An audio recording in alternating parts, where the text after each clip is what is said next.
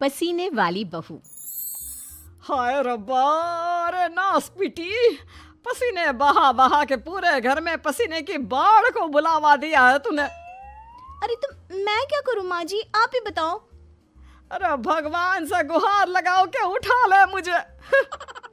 ये कहानी है अक्षरा की, जिसे शादी के पहले से बहुत पसीना आता है, फिर चाहे वो गर्मी हो या बरसात हो या फिर ठंड हो, शादी तो जैसे तैसे हो जाती है।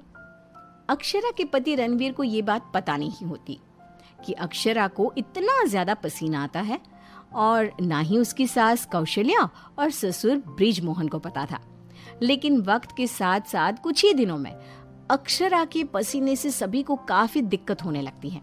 तो चलिए होते हैं रूबरू इस पसीने वाली बहू से। बहू, अरे ओ अक्षरा बहू, कहाँ मर गई? क्या हुआ माँ जी, बोलिए। अक्षरा पसीने से लदी हुई थी और उससे बहुत ज्यादा गंदी बदबू आ रही थी, जिससे सभी अपने नाक पर हाथ रख लेते हैं। हाय रब्बा, इतनी गंदी बदबू तो गटर की भी नहीं आती। सीरियसली यार अक्षरा, तुम्हारे पसीने की बदबू दूर दूर तक आ रही है। तो मैं किसी बर्फीले इग्लू में बैठकर खाना नहीं बना रही हूँ। इतनी गर्मी है, 2 मिनट गैस के सामने खड़े रहो तो पूरा पसीने से नहा लेते हो आप। इतनी भयंकर गर्मी है, अगर इतनी प्रॉब्लम है तो लगा लो ना रसोई में भी एसी। हाँ हाँ लगा लेते हैं।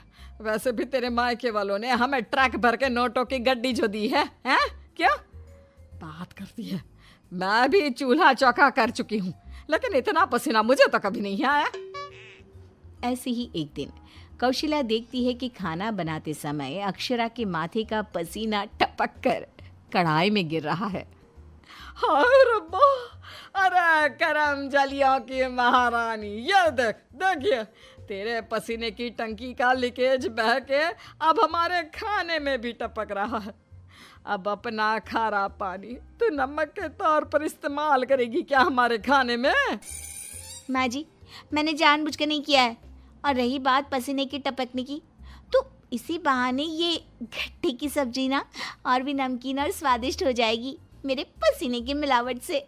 छी छी छी छी, मैं जा रही हूँ बाथरूम, क्योंकि मुझे तो तेरी बातों को सुनकर और ये खाना देखकर ही उल्टी आ रही है।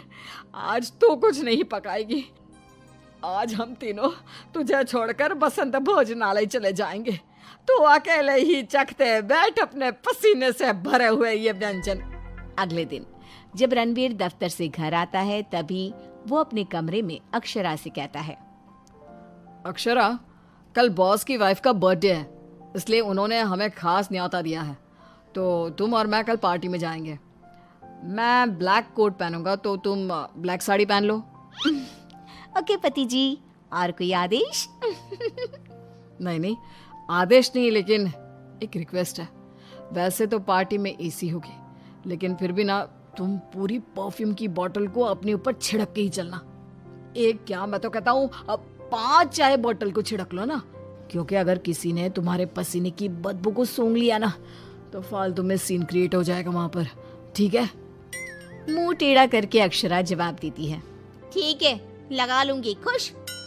अगले दिन पार्टी के लिए अक्षरा सच में 5 परफ्यूम की बोतल को अपने ऊपर छिड़क कर सज धज के रणवीर के साथ पार्टी में चली जाती है। पार्टी में एसी थी, इसलिए पहले के 15 से 20 मिनट तो कुछ भी नहीं हुआ, लेकिन उसके बाद से जो अक्षरा को पसीने छूटने शुरू हुए कि बस वो पसीने से भीग कर गीली होती ही जा रही थी, और उसकी बहुत गंदी बदबू भी आने लगी, जिसको सुनकर पार्टी के गेस्ट आपस में बात करने लगे। अरे ये इतनी गंदी बदबू कहाँ से आ रही है? शायद किसी के जुराबों की गंदी बदबू है ये। जुराबे नहीं, मामला कुछ और ही है जनाब। इतनी बड़ी 5 स्टार पार्टी में पता नहीं कहाँ से घुस गया कोई गटर का कीड़ा। तभी रणवीर अक्षरा को धीरे से कहता है, तुम्हें कहो तो ना, परफ्यूम, पाउडर और साबुन से 10 बार नहाना। लेकिन तुम्हें तो पता है ना कि मुझे पसीने छूटते ही हैं, चाहे कितना भी कुछ भी कर लूं। और उनकी ये बात बगल में खड़ी एक बूढ़ी औरत सुन लेती है और वो बवाल मचा देती है। अरे बाप रे, ये गंदी महक तो यहाँ से आ रही है। रणवीर की बीवी से देखो तो पूरे कपड़े भीग गए इसके पसीने से। सभी रणवीर और अक्षरा पर बहुत हंसते हैं। रणवीर घर जाने के बाद अक्षरा को खूब डांटता है। मिला देना पानी में मेरी पूरी मेहनत से कमाई हुई इज्जत। अरे अक्षरा बहू, किस मिट्टी की बनी हो तुम, जो पसीने का झरना बहता ही रहता है तुम्हारे बदन से 12 महीने और 2400 घंटे नॉन स्टॉप। अरे अभी तो इस कलमुहे के कलेजे को ठंडक पड़ी होगी। लोगों के कुंडली में मार्केश दोष होता है, लेकिन हमारी बहू की कुंडली में पसीना दोष है। अक्षरा को अपने ससुराल वालों की बातें सुनकर बहुत बुरा लगता है, लेकिन फिर भी वो कुछ नहीं कहती और अपने पसीने बहने को अपनी गलती मानकर चुप रह जाती है। दिन बीतते जाते हैं, गर्मी का प्रकोप बढ़ते जाता है और अक्षरा के लिए गर्मी और भी बड़ी मुसीबत बन जाती है। उसे पसीने से पूरे हाथ, पांव, गले, चेहरे और बदन पर घमौरियां आ जाती है, जिसके कारण उसे खूब जलन महसूस होती है। बहुत जलन हो रही है। माँ जी ने एसी का रिमोट भी छुपा के रखा है, इसलिए ताकि मैं एसी ना लगाऊं और बिजली का बिल बच जाए। मम्मी जी, बहुत आग लग रही है। अक्षरा जाकर बाल्टी भर पानी अपने आप पर डाल देती है, तब जाके उसे थोड़ी सी राहत मिलती है। अक्षरा के पसीने से तंग आकर कौशल्या अब दिन रात घर में अगरबत्ती और अरोमा कैंडल जलाती। अच्छा हुआ जो रणवीर ने ये खुशबू वाली मोमबत्तियां ला कर दी, इनसे हर जगह अच्छी महक आ रही है। हाँ कौशल्या, बड़ी अच्छी सुगंध है, अगरबत्ती और मोमबत्ती दोनों की भी। लेकिन तभी वहां पर बाजार से सामान लाकर पसीने से लदी हुई अक्षरा आ जाती है और उसके पूरे बदन से बदबू आ रही थी और बाल तो पूरे पसीने से भीग गए थे और फर्श पर पसीने की बूंदें भी टपक रही थी। और ये बदबू इतनी तेज होती है कि मोमबत्ती और अगरबत्ती की महक को फेल कर देती है। हाय रब्बा, आ गई करम जली। इसके बदन के पसीने ने तो इतनी महंगी सुगंध वाली मोमबत्ती और अगरबत्ती के खुशबू के दांत भी खट्टे कर दिए। बाहर इतनी भीषण गर्मी है मम्मी जी, ऐसा लग रहा है मानो हम किसी ओवन में बंद हो गए हो और केक की तरह बेक हो रहे हो। उफ। दिन ब दिन अक्षरा का पसीना दुश्वार कर देता है सबका जीना।